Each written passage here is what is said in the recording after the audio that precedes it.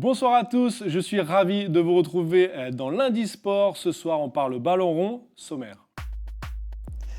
Thierry Sardeau, entraîneur emblématique du pays, est parti en 2020 après plus de 10 ans à sillonner les terrains calédoniens. Il a su rebondir à Cognac en National 3, puis en Martinique au Golden Lion, club avec lequel il remporte le doublé, Coupe Championnat en 2023. Aujourd'hui de retour dans l'Hexagone, il est manager général et entraîneur de l'équipe 1 du FC Decize. Avec 4 cagous dans ses rangs, club actuellement en Régional 2, nous verrons avec lui ses ambitions et son regard sur le football calédonien. Escalade de vitesse avec les championnats de France junior où les cagous se sont encore montrés. On vous donne tous les résultats dans notre chronique Cagou d'ailleurs. De la natation maintenant avec nos cagous qui n'en finissent pas de gagner au Giant Open en France. Compétition qui rassemble les plus grands nageurs internationaux. Maxime Grousset rafle 3 médailles. Emma Terebo s'impose, elle, sur 200 mètres d'eau. Bonsoir à tous et bonsoir à toi Thierry. Bonsoir. Thierry, avant de revenir sur ton parcours au pays, tu es maintenant au FC Decize en métropole, en Bourgogne. Match important ce week-end contre le leader que vous perdez malheureusement 2-1. Une petite analyse à froid.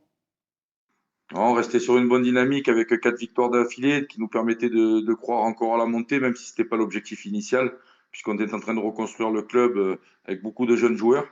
Et bon, on aurait pu encore un peu y croire si on avait réussi à le gagner. Et puis malheureusement, on perd 2-1 chez nous. Voilà, bon, c'était une prestation. On n'a pas été aussi bon que ce qu'on a fait ces dernières semaines. Mais bon, après, c'était un match à enjeu. Match de haut de tableau, donc voilà, c'est souvent des matchs assez fermés. C'est ce qui s'est passé. Bon, malheureusement, on n'a pas réussi à le gagner. Un match difficile contre le leader du championnat.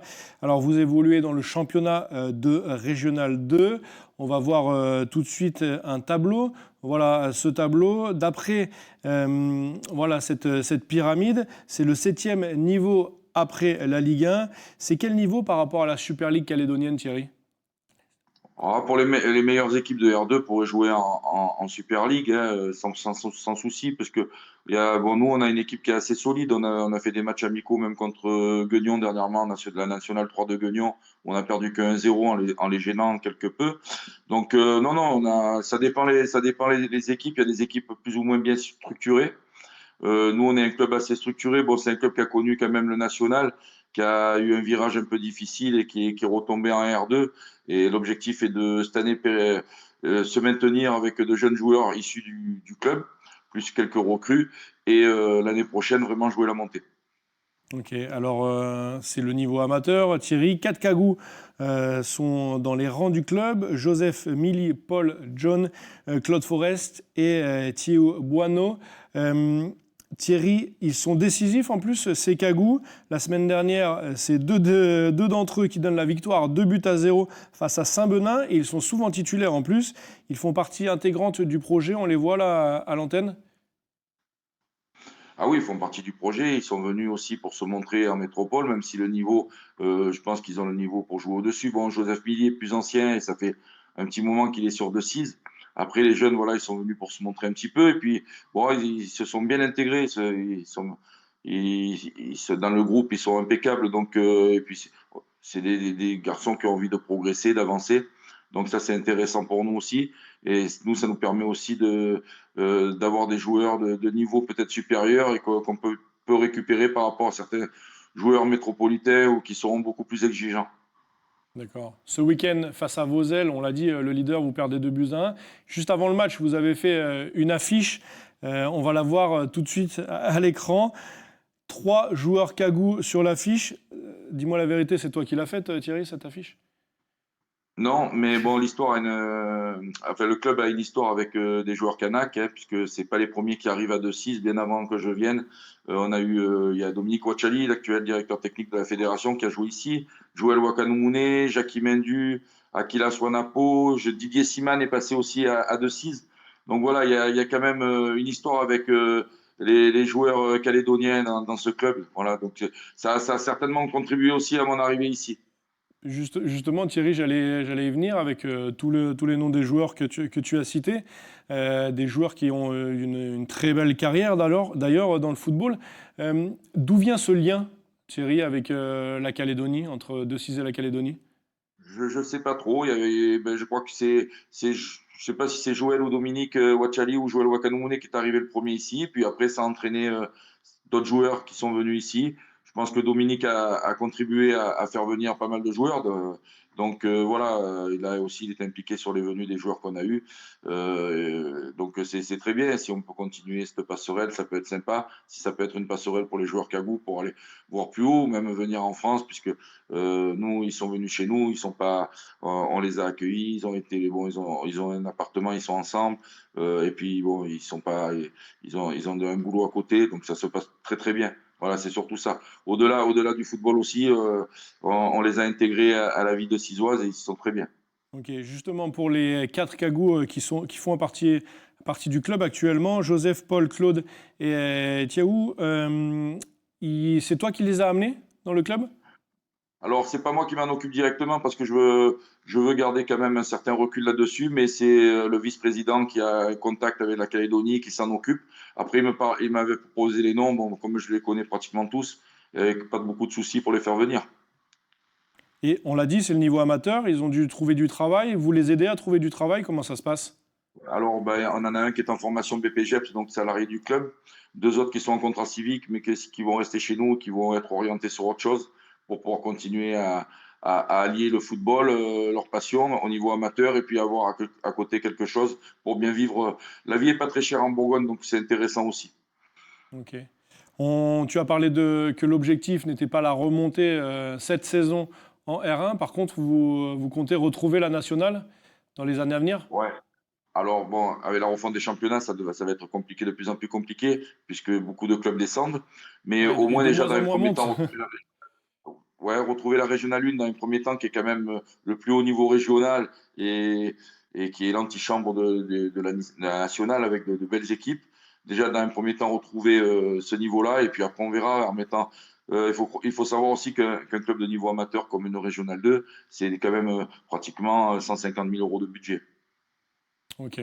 Donc du coup, ouais, c'est compliqué. Vous êtes en plus quatrième de votre poule là, avec cette défaite face au leader dans ce championnat de R2 de Bourgogne-Franche-Comté.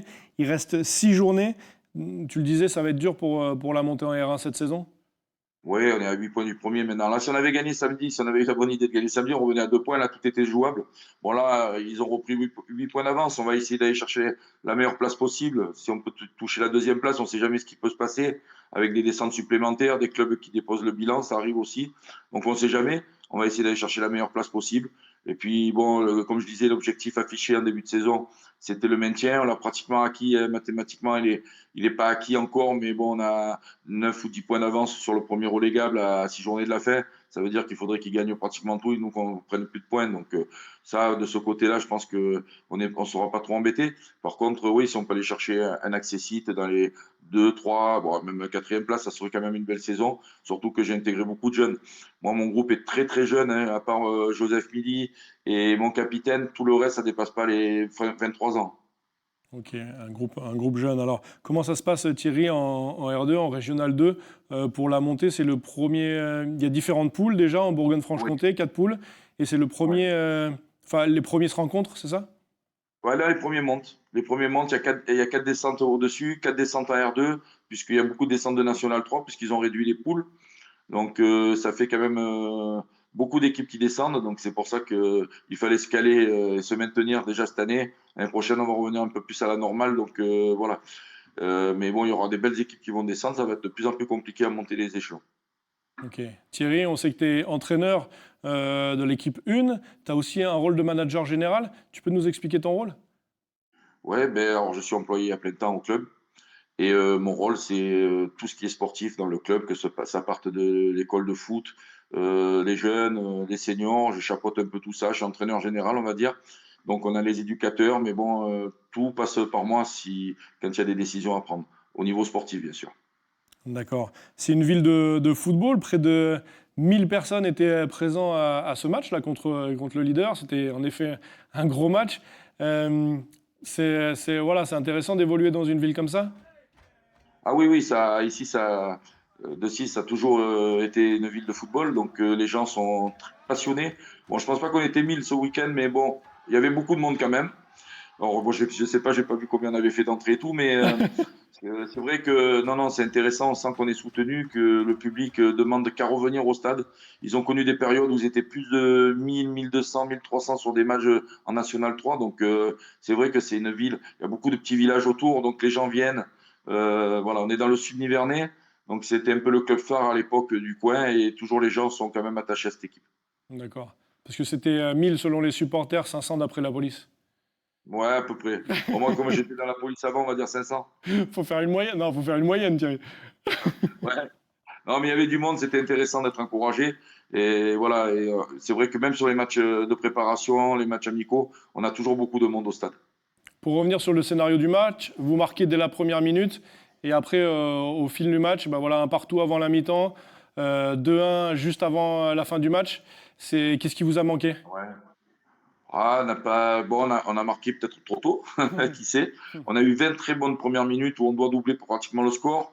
Il y a un fait de jeu où on a un avantage qui est coupé alors que Paul John se présente seul devant le gardien. On revient à une faute alors que l'avantage était, ça aurait pu doubler la mise et peut-être là c'était un autre match. Après on a un peu reculé. En deuxième mi-temps, on a eu la possession du ballon. On n'a pas été très très dangereux, même si on a eu quelques situations. Et puis on prend un pénalty à 10 minutes de la fin. Bon, ça, voilà, sur un contre. Hein. Notre adversaire nous attendait, essayait de nous placer sur la transition, essayait de nous placer des contres, et c'est ce qui s'est passé. On concède un penalty, on perd le match. Avec un mauvais alignement de la défense. Ah, sur le premier, oui. Sur le premier, ouais, on ne doit pas le prendre, ce but, ça part d'une touche. Bon, voilà, ben on va continuer à travailler. Comme on peut le voir là sur les images, on a un outil fantastique maintenant qui est la VO. C'est une caméra qui fonctionne avec l'intelligence artificielle qu'on place au bord du terrain et qui filme. On a juste avec le mobile à appuyer sur lancer l'enregistrement. Elle s'occupe de tout. Elle suit le ballon et on voit que ça fait quand même de belles images. Et nous, ça nous permet surtout de travailler. Et voilà, c'est ce que j'allais te demander, Thierry. C'est des investissements maintenant qui sont nécessaires, même à ton niveau, même au niveau amateur? Ah oui, oui, la VO est un investissement énorme puisqu'il y en a pour à peu près, alors en parlant en francs Pacifique, pour 400 000 francs. Ouais. Mais par contre, après, c'est vrai que ça fait tout, puisque une fois que le match est téléchargé, je branche ça sur Internet et puis ça se fait automatiquement sur une plateforme. Et donc le lendemain, bon, je reçois mon match pratiquement dès qu'il est téléchargé, et 24 heures après, j'ai même les statistiques du match. Donc c'est pas mal, ça. C'est vraiment intéressant et on voit que c'est des images de bonne qualité. Ouais, c'est sûr que ça permet de travailler. Merci beaucoup, Thierry. On va passer maintenant à notre rubrique Cagou d'ailleurs, jingle.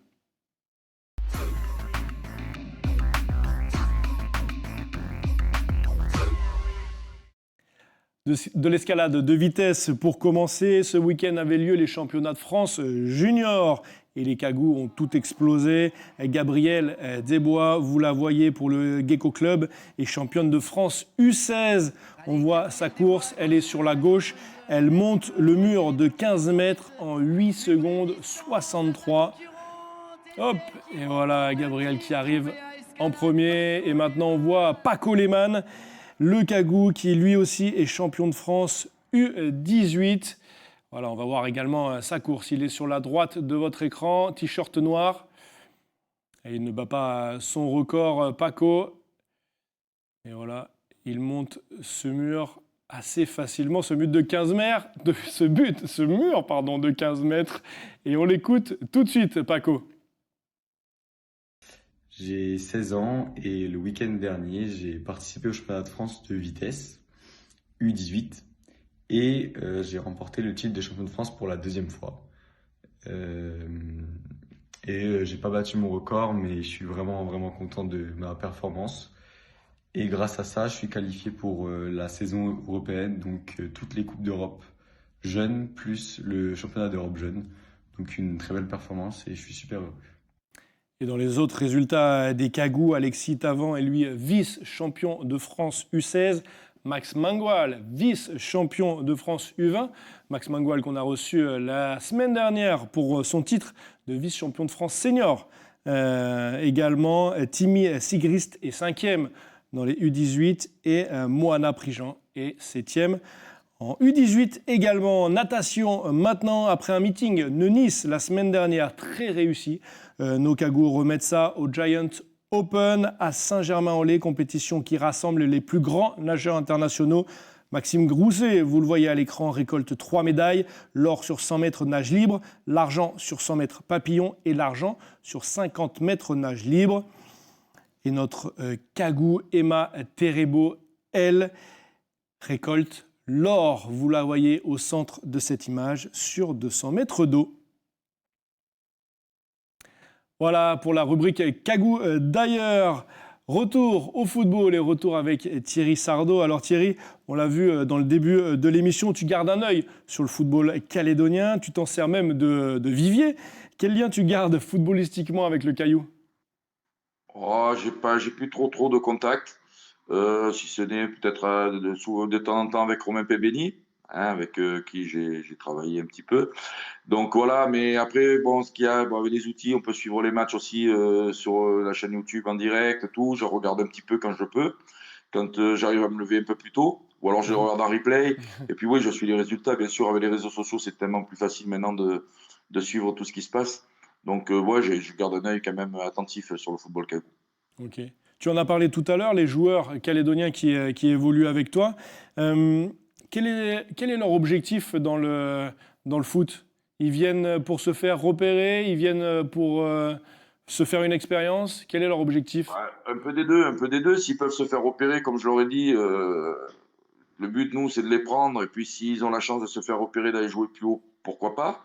Mais déjà aussi, oui, de vivre une expérience hors de la Calédonie, c'est intéressant aussi pour eux. C'est des jeunes joueurs. À part Joseph Milik, qui est là depuis 2016 et qui, lui, est bien intégré à la ville de Sisse, puisqu'il y travaille. Mais les autres, les jeunes, voilà, ils viennent se forger aussi une expérience en France. Bon, ça a été un peu compliqué sur les mois d'hiver, mais là, il commence à refaire bon. Donc, de suite, les performances en ressentent aussi. Ouais, Joseph Milly d'ailleurs qui marque énormément de buts, hein, et vous allez bientôt vous le faire piquer, non? Ah ben non, mais ça fait un moment que tout le monde veut le piquer dans la région. Mais non, il est attaché au club et voilà. Donc c'est un peu le grand frère pour les jeunes qui sont arrivés. Comme ça, ils sont pas livrés à eux-mêmes aussi. Et on voit de suite, même Joseph, d'avoir vu arriver ces trois jeunes, ça lui a fait vraiment du bien aussi pour cette saison. Ok, comment ça se passe, Thierry? On va parler pratique. Comment ça se passe quand vous voulez un joueur qui vient de Nouvelle-Calédonie? Vous lui payez le billet d'avion pour venir? Je m'en suis pas occupé. Ouais, Mais non, a priori, alors, ils sont venus et après, par contre, le club a tout fait pour que quand ils arrivent, ils soient bien accueillis, qu'ils d'accord. aient dans un premier temps un logement. Et donc, les jeunes sont ensemble, vivent ensemble dans un appartement assez beau petit appartement, donc ils sont Ok, tranquilles, pas très loin du stade. Voilà, d'accord. donc et après, bon, avec ou des contrats civiques dans un premier temps, ou voilà, des formations en alternance, ça leur permet aussi ben, sur la formation en alternance, même si un des trois repartira avec un diplôme, ou peut-être plusieurs, et puis avec les autres aussi, on va essayer après ce contrat civique, qui sont des trucs de petite durée, on en a parlé l'autre jour, on les a reçus avec le président, et on va essayer c'est pas qu'on va essayer, on va les mettre dans comment dire, dans ce qu'ils veulent faire l'année prochaine. Donc, on verra, et il faut que aussi le but, à part le football, c'est que le jour où ils rentrent au pays, c'est quelque chose. Ok, ça marche. Thierry, alors on va voir ton évolution tout de suite dans le football calédonien. Alors des débuts à Mouly, puis le Mont d'Or. Après, tu as fait la sélection jeune, à Tigasport et enfin la sélection A. Qu'est-ce qui te manque au pays, Thierry? Oh, rien. Rien. Je parle de foot, hein. Ouais, bah oui, oui, moi Non, c'est non, foot, ben hein. je suis passé. J'ai une pensée particulière aussi pour le club de Moulisport, mais partout où je suis passé, bon, je suis pas resté longtemps au Mont d'Or, mais partout où je suis passé, ça s'est très bien déroulé. Bon, j'ai une petite pensée, comme je dis, particulière pour Moulisport, qui m'a mis le pied à l'étrier quand je suis arrivé en Calédonie. Je suis resté 4 saisons, c'était Ah oui. pas et vraiment j'ai pris du plaisir dans cette équipe, donc j'ai une petite pensée pour eux et j'essaye de suivre leurs résultats à chaque fois que je le peux. Bon, avec les réseaux sociaux, j'arrive à avoir les résultats de l'APH. Voilà, après l'OSSI, ben, je suis resté 3 saisons, je gagne la Coupe de Calédonie, c'est un beau souvenir. Et Tiga, bon, ben, j'y suis resté quand même un petit moment. Et puis, quand j'ai pris Tiga, on était dernier du championnat et on a réussi à se sauver. Et puis, avec le travail aussi des dirigeants, on a réussi à pérenniser le club en Super League. Et j'étais très content de les voir champions dernièrement. Voilà. En plus, une petite pensée aussi pour Léo Lopez, puisqu'on se connaît, Eh oui. comme C'est il sur dit, tes il conseils aime qu'il est le venu. PRS. Ouais, c'est moi qui l'ai conseillé à Tiga, donc ça fait plaisir aussi. Parce que bah, il se fait une belle carrière lui aussi là-bas en Nouvelle-Calédonie, tant mieux. Voilà, ça fait toujours plaisir. Oui, puis tu as connu le succès dans à peu près tous les clubs que tu es passé, en sélection également. Thierry, on a vécu quand même un moment incroyable ensemble. C'était lorsque tu avais ta casquette de commentateur sur Calédonia avec Romain Pimbény. Justement, on en parlait tout à l'heure. Alors j'aimerais qu'on regarde cet extrait. C'était à nouveau. Relance à la Et main. encore une fois au premier poteau. Attention, ne perdez ça. Ouh là là là là. C'est un peu précipité. L'arbitre, M. Conger, qui laisse l'avantage. laisse l'avantage. Ça joue avec Kevin Lemian. On relais avec Mahen. Il y a un peu d'espace du côté de Yengen Sport. Les deux joueurs qui se sont fait mal. Et alors que le jeu continue sur cette action. Et il y a un joueur qui reste à terre. Et M. Conger qui dit derrière. Oh, attention, c'est l'inspiration. C'est magnifique. C'est magnifique. C'est magnifique. L'inspiration de Ami. Mais quel but il nous a mis là. Là, je pense que ça Quel va. but d'Antoine Roinet. Je pense que ça va quand même. Extraordinaire. Je pense que ça va parler de côté magenta parce qu'il y a un joueur au sol. Non, je vois les moisons, je regarde. Il y a les joueurs qui réclament un peu. La folie dans le stade, mais quel but. Énormissime. But Il vient de magnifique. sortir Antoine Roinet. Quel souvenir, Thierry. Finale de la Ligue des Champions d'Océanie en 2019. Finale 100% calédonienne. Qu'est-ce que cela disait du football calédonien à l'instant T en 2019, Thierry? Ah ben c'était une réussite. Deux équipes calédoniennes en finale, qui tombeur de deux équipes néo-zélandaises en demi. C'était du jamais vu. Et puis bon, Yengen a eu la chance de gagner ce match. C'était assez serré. Il y a un petit fait de jeu quand ils prennent le but. Il y a eu quelque chose dans ce match-là qui est voilà un scénario qui était voilà que quand je revois les images, c'est vrai que ça rappelle de beaux souvenirs. Ah, puis c'est surtout un but extraordinaire. Le Tu but le dis de dans le Ami commentaire. Quelle inspiration! Ouais. Non, mais c'est la vérité. Hein. Il lève la tête, il voit le gardien avancer. Et, bon, il réussit le geste parfait. En plus, le jour d'un grand événement, puisque c'était la finale de la Ligue des Champions d'Océanie, hein, qu'il est qualifié pour le Qatar, pour le championnat du monde des clubs. C'est Exactement. un truc de malade. Thierry, je te montre pas ça par hasard. Je te montre ça parce que depuis cette finale 100% calédonienne, plus de clubs calédoniens n'ont joué à la finale de la Ligue des Champions d'Océanie. Alors, de l'extérieur, comment tu juges le niveau calédonien actuel, Thierry? Au niveau de la Super League, quand je vois, je vais pas dire que le niveau a baissé, ça serait faux. Mais bon, je pense que ça n'a pas forcément évolué. On est toujours dans le même rythme. Bon, après, c'est dur pour les clubs. Les terrains sont difficiles pour les entraînements. Ça n'a pas changé. Bon, on voit toujours de l'envie chez les joueurs. Peut-être un peu plus d'aspect tactique maintenant qu'on a eu à une certaine époque. Il y a moins de buts par match par rapport à une époque où on se retrouvait avec des scores des fois de 5-4, de 4-3. Bon, ça va un peu mieux là-dessus. Après, non, des joueurs intéressants, il y en a toujours en Nouvelle-Calédonie, ça c'est sûr, qui pourraient jouer à un beau niveau, hein, puisqu'on voit que des joueurs sont partis pour le jouer en National 3, National 2. Donc oui, il y a du potentiel. Voilà, il y a encore du boulot, mais bon, il ne faut pas oublier que la Calédonie est aussi grande qu'un district ici, pratiquement. Oui. Donc, c'est beau déjà ce qui est fait là-bas en Nouvelle-Calédonie, que ce soit au niveau des clubs, hein, parce que je sais que c'est pas facile pour eux, au niveau financier, au niveau, il y avait tous les déplacements qu'il y a à faire. Et puis, au niveau aussi de la sélection, j'ai vu bon, dernièrement les Jeux du Pacifique, même si je reste un peu sur ma faim sur les Jeux du Pacifique, j'ai trouvé que la formule du championnat des Jeux du Pacifique il y avait pas, pour moi, il aurait dû avoir plus de matchs pour le foot, parce que comme on a fait en 2019, où on a joué, avant d'arriver en finale, 5 matchs, et puis c'est une finale directe avec des belles confrontations. Là, ça a manqué, pour moi, ça a manqué un peu de belles confrontations sur les Jeux du Pacifique, à part la finale et la demi, mais en poule, c'était pas terrible. Mais voilà, et c'est où je veux en venir, c'est que ça fait pas forcément progresser aussi la sélection, puisque il faut qu'elle se confronte à des adversaires plus forts ou de même niveau. Et puis quand on joue les Samoans, bon, moi ça m'arrive aussi, on gagne, mais ça nous apporte pas grand-chose. Ok. Je Allez. parle des Samoa, enfin, des autres aussi, hein, des petites équipes de l'Océanie, je m'entends, hein, quand je parle. Comme on avait joué les Tuvalu, nous, en 2019, bon, ça apporte rien, hein, à part marquer des buts et mettre un peu de confiance, mais voilà. Donc du coup, il faudrait encore plus s'exporter, mais pour ça, il faut avoir plus de moyens, quoi. Ouais, plus de moyens. Après, il y a les aides de la FIFA, puisqu'on voit que Vanuatu et PNG sont sur ces nouvelles séries internationales avec des matchs vachement intéressants. Donc, moi, je vois la Martinique. Hein. La Martinique est une ligue, mais qui fonctionne à l'heure actuelle comme une sélection. Là, ils étaient aux Pays-Bas pour rencontrer le Suriname. Là, ils ont fait un partout hier. L'année dernière, ils ont joué le Costa Rica. Ils vont être intégrés aux éliminatoires de la Copa América, même s'ils ne sont pas affiliés FIFA. Et ça progresse parce qu'ils ont des belles confrontations quand ils jouent. Donc, l'autre fois, ils ont joué la Guinée équatoriale. Moi, je pense que la sélection, et je pense que le sélectionneur actuel en est conscient, ça passera par des gros matchs. Voilà, c'est surtout ça. Mais il ne faut pas oublier que c'est la Calédonie, une petite île, et c'est déjà pas mal ce qui est fait et ce qu'on arrive à faire là-bas. C'est sûr. Eh bien, écoute, Thierry, merci beaucoup pour ce mot sur le foot calédonien. Ça fait du bien de revoir un peu le pays. Bah, c'est ça, à travers la télé. Vidéo interposée, mais ça fait rien, ça fait du bien. Exactement. Merci à toi et merci de donner la chance également à des cagous dans ton club, Thierry, du FC Decize. Ouais. Ah ben de toute façon, si je peux rendre un peu au football calédonien ce qu'il m'a apporté, ça sera toujours volontiers. Eh ben ça marche. Merci beaucoup. En tout cas, nous, on prendra de tes nouvelles et des nouvelles de nos cagous dans notre page, la rubrique Cagou. D'ailleurs, merci beaucoup, Thierry.